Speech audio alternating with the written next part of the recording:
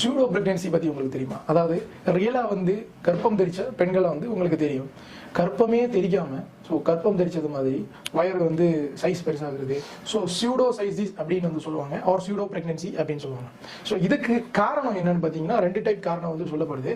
So ரொம்ப நாளாக குழந்தை இல்லை, ஸோ குழந்தை வேணும் அப்படின்ற ஒரு ஸ்ட்ராங் டிசைர் அவங்க அடி மனசில் வந்து இருக்குது.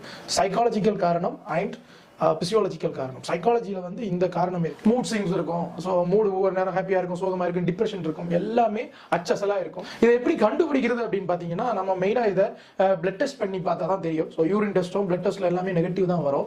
யூஎஸ்டி எடுத்து பார்த்தாலும் அதில் எதுவுமே குழந்தை எதுவுமே இருக்காது. ஆனால் அந்த நபர் ரொம்ப ஆழமாக வந்து நம்புவாங்க தனக்குள்ள வந்து பிள்ளை அவங்க வயிற்றுல கேரி பண்ணுறதா. ஆனால் இதை விட இன்னும் ஒரு இன்ட்ரெஸ்டிங்காக இருக்குது. இதே பிரச்சனை மேல்ஸுக்கு இருக்கிறதா வந்து ரிப்போர்ட் ஆயிருக்கு.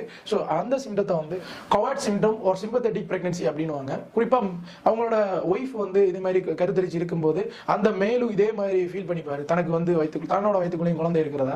ஸோ இது கொஞ்சம் இன்ட்ரெஸ்டிங்காக இருக்குல்ல. ஸோ ஓவரால் இதுக்கு வந்து இந்த ஃபீமேலோட விஷயத்துக்கு வருவோம். ஸோ இந்த சூடோ பிரெக்னன்சியை பொறுத்த மட்டும் இதுக்கு வந்து கொக்னிட்டிவ் பிஹேவியரல் தெரபி, மெடிடேஷன், இந்த மாதிரி கவுன்சிலிங் கொடுத்து தான் அவங்கள வந்து ரீபேக் பண்ணணும்.